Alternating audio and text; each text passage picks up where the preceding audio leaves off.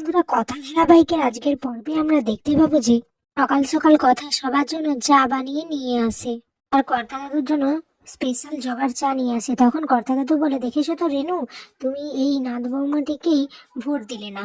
তখন রেনু বলে, আহা কর্তা মশাই, আপনি আবার আমার সাথে এটা নিয়ে ঝগড়া করছেন। আচ্ছা, আমি কেন দিয়েছি সেটা তো আপনি বুঝতে পারেন, বলুন। তখন কথা বলে, আমি বুঝতে পেরেছি কর্তা দিদা, আমি কিছুই মনে করিনি। এরপর এভি এসে কথাকে বলে, কিরে সবাইকে বলে দেবো? তুই তো না বলেছিস, তাই তো আমি কাউকে কিছু বলিনি। কথা বলে, ঠিক আছে বলে দিন। তখন অগ্নি সবাইকে বলে যে আমরা গোলালে যাচ্ছি।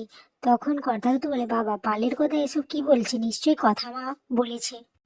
এভি বলে, কিরে আমি তোকে বলেছি, তুই আমাকে বলেছিস? তখন কথা বলে, না না, আপনিই বলেছেন। তখন এভি এসে তার ভাই বোনেদের বলে, কিরে তোদের যে দেখছি দেশের বাড়ি সম্পর্কে জানার কোনো ইচ্ছেই নেই। বলে, আমাদের তো আমাদের নিজের দেশের বাড়ি সম্পর্কে, তাদের ঐতিহ্য, ইতিহাস, এগুলো সম্পর্কে জানা উচিত। তো কথা শুনে কর্তা তো বিষম খায় আর তিনি বলতে থাকেন, আমাকে বাতাস করো, আমি আছি নাকি চলে গেছি। কর্তা দিদা বলে, বালাই ষাট, কর্তা মশাই এসব কি বলছেন? তখন পিসিয়াও বলে যে, হ্যাঁ তোদের কথা শুনে তো আমিও ভিমড়ে খেয়ে যাচ্ছি। এদিকে চিত্রা ভাবতে থাকে, কথা আবার গোড়ালে যাওয়ার কথা কেন ভাবছে? ওকে সমস্ত কিছু জেনে গেছে যে আমার আর সঞ্চিতার মধ্যে কি সম্পর্ক ছিল? সমস্ত কিছুই কি কথা জেনে গেছে? আমি যেটা করেছিলাম সেটা তো কারো জানার কথা নয়, কারণ আমি যেদিন বাড়িতে করেছিলাম সেদিন তো বাড়িতে কেউ ছিল না, শুধুমাত্র আমি আর সঞ্চিতা ছাড়া। তাহলে কথা তো জানা কথা নয়। এরপর দেখা যায় চিত্রা তার পুরনো কর্মকাণ্ডগুলো ভাবতে লাগলো। দেখা যায় সেদিন বাড়ির সবাই তাদের গোবরডাঙ্গায় ফ্যাক্টরির এক কর্মচারী মেয়ের বিয়েতে গিয়েছিল। বাড়িতে শুধুমাত্র চিত্রা আর সঞ্চিতা ছিল। চিত্রা যায়নি কারণ তার ফুলদারের সাথে একটা মেলায় যাওয়ার কথা ছিল। সেখানে সে পার্টিসিপেট করেছিল বিভিন্ন খাবার রান্না করার, এবং বিদেশ থেকেও লোক আসছিল যারা ওই খাবারগুলো টেস্ট করবে। এরপর চিত্রা সঞ্চিতাকে দেখে বলে, কি রে কি হয়েছে? তখন সঞ্চিতা বলে, আমি না দুটানায় পড়ে গেছি, কিন্তু কি করব বুঝতে পারছি না। আসলে ফুলদা না আমাকে মেলায় ডেকেছে, মানে বিদেশ থেকেও লোক আসছে, আর তুই তো জানিস এসব রান্না হেসেলের নাম শুনলে আমার মনটা কেমন করে। চিত্রা বলে, আরে তুই যা না, বাড়িতে তো আমি আর তুই আছি, আর তাছাড়া বাবাকে কি বলবে? কেউ তো বলবে না। সঞ্চিতা বলে, না আমি তো সবাইকে সবটা জানিয়েই করতে চাই, আমার তো খুব ইচ্ছে যে আমার নামে একটা হেসেল খুলবো। চিত্রা সঞ্চিতাকে ভুলিয়ে ভালিয়ে রাজি করিয়ে দেয়।